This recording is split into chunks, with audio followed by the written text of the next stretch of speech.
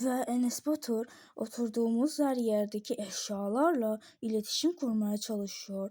Takılarımızı anlamlandırmaya çalışıyordu.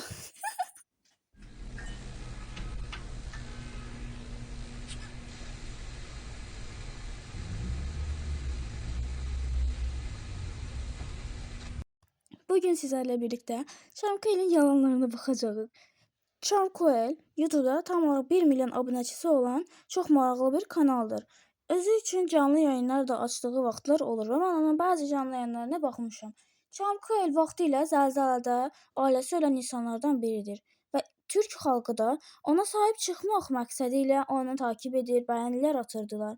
Və Çamkoel də bir gün Enes Batur'un kanalını kapatması haqqında bir video düzəltmişdi. Ancaq video tam olaraq bir hayal kırıklığı idi. Enes Batur məsələsini bilmirsinizsə, Enes Batur Türkiyədəki ən ünlü YouTuberlardan biri idi.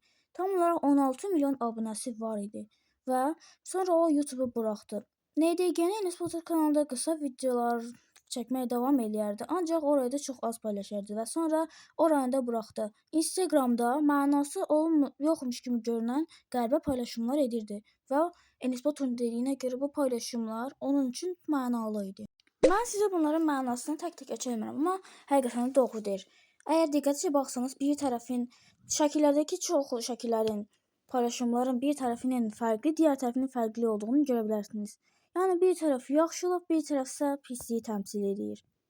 Bütün bunların daha dəqiq başa düşmək üçün Tarık Paşa adındakı bu kanala gedib baxmalısınız.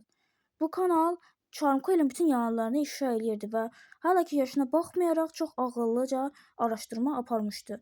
Enes Batur'a nə olduğunu həqiqətən daha yaxşı izah etmişdi və kanalda tam olaraq 162 min abunəsi var idi. Onun videosu 433 min izlənməsinə baxmayaraq Çamkoel'in videosu 2 milyon izlənmişdi.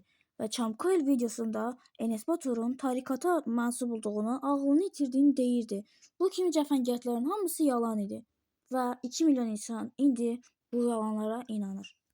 Çamkoel'i tənqid etmək istəməzdim. Çünki yaxşı bir insan kimi görünürdü. Ancaq onun videosu tam 2 milyon insanı aldatmışdı. Və ona şərh yazmışdım və videosunu silməyini istəmişdim. Çamkoel yeni bir oyun düzəltdiyi üçün bütün bu yalanları danışmışdı. Çox izləməyə ehtiyacı vardı, amma yenə də bu etdiyi yalan idi. Səni qınamayacağam, çünki hər nə qədər pul üçün dostunu satmış olsan da, yenə də sənin bu pula çox ehtiyacın vardı. Yeni bir oyun düzəltəcəkdin, amma yenə də çox insanın gözündən düşdün. Əgər həqiqətən bütün detalları ilə bu videonun haqqında öyrənmək istəyirsinizsə, Enes haqqında öyrənmək istəyirsinizsə, Tarık Paşa'nın kanalına gedə bilərsiniz. 1 saatlıq bir video idi, amma mən heç sıxılmadan izlədim. Mən ki, bir oyun videosu 20 dəqiqədən uzun olduqda, bir tənqid videosu isə 8 dəqiqədən uzun olduqda izləməyən, həvəslənməyən bir insanım. Belə tez sıxılan bir insan olduğum halda bu videonu heç sıxılmadan izlədim. Demək ki, siz də izləyə bilərsiniz. Enes Batur'un kanalına daxil olduqda, onun 4 ay əvvəl yeni bir video atdığını, daha doğrusu mahnı atdığını gördüm. İstəyən girib mahnıya qulaq asa bilər. Həqiqətən çox təəccübləndim. İllər sonra kanalına bir video atmışdı. Enes Batur'un bir yan kanalı daha vardı, amma həmin kanalını silib. O vaxtı bu kanalı da sildiyi üçün, yəni daha doğrusu qapatdığı üçün, gizli aldığı üçün heç kəs digər kanalın da gizli aldığını və qapatdığını fark etməyib. Hələ də açılmıyor, çünki yazdım və heç yerdə gəlmədi. Tarık Paşa Enes Batur'un heç bir problemin olmadığını, sadəcə depresyonda olduğunu və buna görə belə hərəkətlər etdiyini danışdı. Və bu şəkillərin həqiqətən onun üçün mənası var. Məsələn, burada kanalın adında ərəb deyil, daha doğrusu Hind dilində yazılar var. Bu yazılar bir kinodakı bir mahnının yazılarıdır. Tarık Paşa'nın kanalından öyrəndim. Sonra kanal açıqlamasında I don't like cookies. Mən kurabiyələri, peçenyaları sevmirəm yazıb.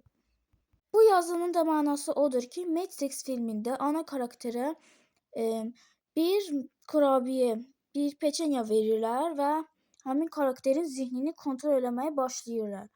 Yəni Enes Batur'un göndərdiyi göndərmələrdə arxa planda çox vaxt Matrix kinosuna aid simvollar olur. Matrix kinosu isə egomuzu və sair kindarlığımızı itirib insanları bağışlamağımızı, özümüzü çox yüksəkdən aparmamağımızın bizi həmişə xoşbəxt edəcəyini və xoşbəxt olmaq üçün yaxşılığın çox ya da pisliyin çox olduğu yox, həm yaxşılığın, həm də pisliyin tarazlıq olduğu bir yerdə yaşamaq olduğumuzu göstərir. Yəni mənim başa düşdüyüm qədərilə. Həm də ki, Enes Batur'un kanalında paylaşdığı Misir anatomisi belgeseli var idi. Yəni daha doğrusu Misir anatomisinə aid şeylər var idi. Və bunlarda isə yenə həmin şey dəstəklənirdi. Yaxşılıq və pislik eyni dərəcədə olmalıdır. İkisindən biri də çox oldu, dünya ayaqda qala bilməz.